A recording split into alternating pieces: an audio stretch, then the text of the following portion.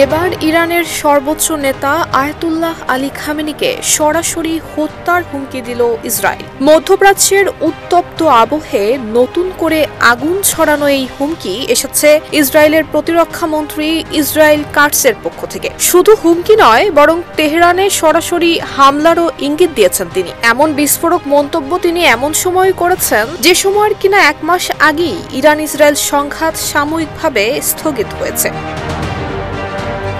27 জুলাই রাতে তুরস্কের রাষ্ট্রীয় বার্তা সংস্থা আনাদুলুর এক প্রতিবেদনে জানানো হয়, দক্ষিণ ইসরায়েলের বিমান ঘাঁটি পরিদর্শনে গিয়ে প্রতিরক্ষামন্ত্রী কাটস বলেন, আমি এখান থেকেই স্বৈরাচারী খামেনিকে স্পষ্ট বার্তা দিতে চাই, যদি আপনি ইসরায়েলকে হুমকি দেয়া চালিয়ে যান তাহলে আমাদের দীর্ঘ হাত আবারও তেহরান পৌঁছাবে, আগের চেয়ে আরও বেশি শক্তি নিয়ে, এবং এবার আপনি নিজেই হবেন লক্ষ্যবস্তু। তবে ইরানের পক্ষ থেকে এই হুমকির বিরুদ্ধে এখনো কোনো আনুষ্ঠানিক প্রতিক্রিয়া পাওয়া যায়নি।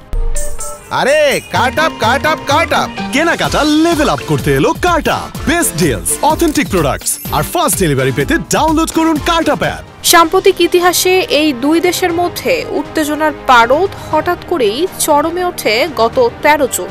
এদিন ইসরায়েল ইরানের কয়েকটি সামরিক এবং পারমাণবিক স্থাপনায় বিমান হামলা চালায়। এরপর শুরু হয় 12 দিনের রক্তক্ষয়ী সংঘাত। ইরানও পাল্টা জবাবে ইসরায়েলের বিভিন্ন লক্ষ্যবস্তুতে ক্ষেপণাস্ত্র এবং ড্রোন হামলা চালিয়েছে। এমনকি এই সংঘাতে প্রত্যক্ষভাবে জড়িয়ে পড়ে যুক্তরাষ্ট্র এবং ইরানের 3টি পারমাণবিক স্থাপনায় হামলা চালায়। অবশেষে 24 জুন যুক্তরাষ্ট্রের মধ্যস্থতায় সাময়িক যুদ্ধবিরতি কার্যকর হয়। তবে সাম্প্রতিক ইসরায়েলি হুমকির পর সেই যুদ্ধবিরতির স্থায়িত্ব নিয়ে নতুন করে প্রশ্ন উঠেছে। বিশ্লেষকরা বলছেন, সরাসরি খামেনিকে হত্যার হুমকি মধ্যপ্রাচ্যের ভূ রাজনীতিতে এক নতুন মাত্রা যোগ করতে পারে। আর এই বার্তা যদি সত্যি বাস্তবায়নের পথে এগোয়, তাহলে ভয়াবহ সংঘাতের মুখে পড়বে পুরো অঞ্চল।